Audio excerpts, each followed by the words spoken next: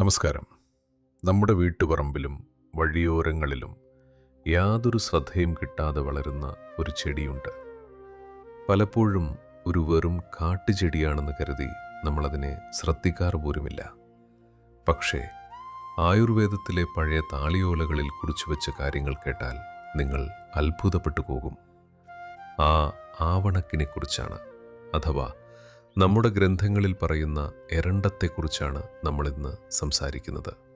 നടുവേദന, സന്ധിവേദന, മലബന്ധം, വയറിലെ അസ്വസ്ഥതകൾ തുടങ്ങി മനുഷ്യ ശരീരത്തെ അലട്ടുന്ന പല രോഗാവസ്ഥകളിലും ആവണക്കിൻ്റെ വേരും ഇലയും എണ്ണയുമൊക്കെ എങ്ങനെയൊക്കെ ഔഷധമാക്കി മാറ്റാമെന്ന് നമ്മുടെ ആചാര്യന്മാർ വളരെ വ്യക്തമായി എഴുതി വച്ചിട്ടുണ്ട്. എന്നാൽ ഈ ഔഷധ ഗുണങ്ങൾക്കൊപ്പം തന്നെ നമ്മൾ നിർബന്ധമായും അറിഞ്ഞിരിക്കേണ്ട ഒരു സുരക്ഷാ കാര്യവുമുണ്ട്. അതെന്താണെന്ന് ഞാൻ ഒടുവിൽ പറഞ്ഞുതരാം. ആദ്യം ആവണക്കിൻ്റെ ഏറ്റവും പ്രധാനപ്പെട്ട പ്രയോഗത്തിലേക്ക് വരാം. നടുവേദനയും സയാറ്റിക്കയും. ആയുർവേദ കാഴ്ചപ്പാടിൽ വാതദോഷം മൂലം ഉണ്ടാകുന്ന കഠിനമായ വേദനകളെ അടക്കി നിർത്താൻ ആവണക്കിന് വലിയൊരു കഴിവുണ്ട്.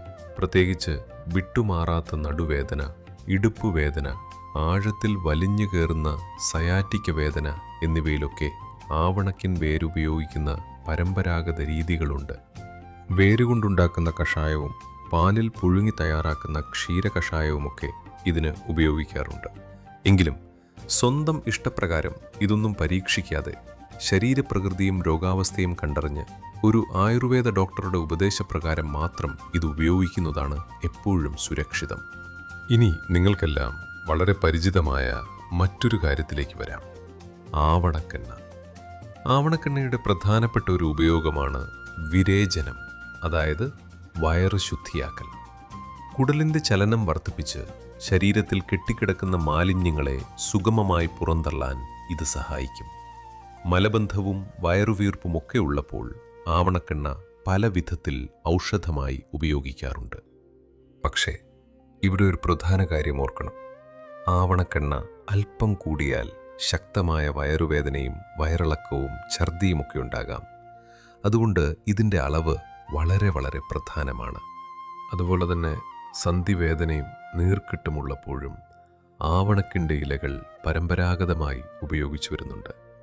പ്രത്യേകിച്ച് വാദം കൂടിയതിൻ്റെ ഭാഗമായി സന്ധികളിൽ വേദനയും പിരിമുറുക്കവും വീക്കവും ഉണ്ടാകുമ്പോൾ ആവണക്കിൻ്റെ ഇല ചെറുതായി ചൂടാക്കി വേദനയുള്ള ഭാഗത്ത് വെച്ച് കിട്ടുന്ന രീതികൾ നാട്ടുചികിത്സയിലും ആയുർവേദത്തിലെ ചില ബാഹ്യപ്രയോഗങ്ങളിലും കാണാം. ചിലപ്പോൾ ഇലയിൽ എള്ളെണ്ണയോ ആവണക്കെണ്ണയോ പുരട്ടി ചൂടാക്കിയ ശേഷവും ഇങ്ങനെ ഉപയോഗിക്കാറുണ്ട്. ചൂടും എണ്ണയുടെ സ്നിഗ്ധതയും ചേർന്ന് വേദനയുള്ള ഭാഗത്തിന് ആശ്വാസം നൽകാനാണ് ഈ പ്രയോഗം. ഗൗട്ട് പോലുള്ള സന്ധിവേദനകളിലും ആവണക്കിലയുടെ ഇത്തരം ബാഹ്യപ്രയോഗങ്ങൾ പരമ്പരാഗതമായി പറയുന്നുണ്ട്. ഇതുകൂടാതെ മഞ്ഞപ്പിത്തം, വിട്ടുമാറാത്ത ചുമ, ശ്വാസം മുട്ടൽ എന്നിവയിലൊക്കെ ആവണക്കിൻ്റെ തളിരിലെയും വേരുമൊക്കെ എങ്ങനെ ഉപയോഗിക്കണം എന്ന് പുരാതന നിഘണ്ടുക്കളിൽ വിവരിക്കുന്നുണ്ട്. ഇനി ഞാൻ നേരത്തെ പറഞ്ഞ ഏറ്റവും പ്രധാനപ്പെട്ട ആ മുന്നറിയിപ്പിലേക്ക് വരാം. ആവണക്കിനെക്കുറിച്ച് പറയുമ്പോൾ ഈ അപകടം പറയാതിരിക്കാൻ കഴിയില്ല. ആവണക്കിൻ്റെ അസംസ്കൃത വിത്തിൽ റൈസിൻ എന്ന അതീവ മാരകമായ ഒരു വിഷാംശം അടങ്ങിയിട്ടുണ്ട്. അതുകൊണ്ട് ആവണക്കിൻ വിത്ത് പച്ചയ്ക്ക് കഴിക്കുന്നത് മരണത്തിന് വരെ കാരണമായേക്കാം. കടകളിൽ നിന്ന് വാങ്ങുന്ന ആവണക്കെണ്ണയിൽ പ്രത്യേക ശാസ്ത്രീയ പ്രക്രിയയിലൂടെ ഈ വിഷാംശം നീക്കം ചെയ്യപ്പെടുന്നുണ്ട്.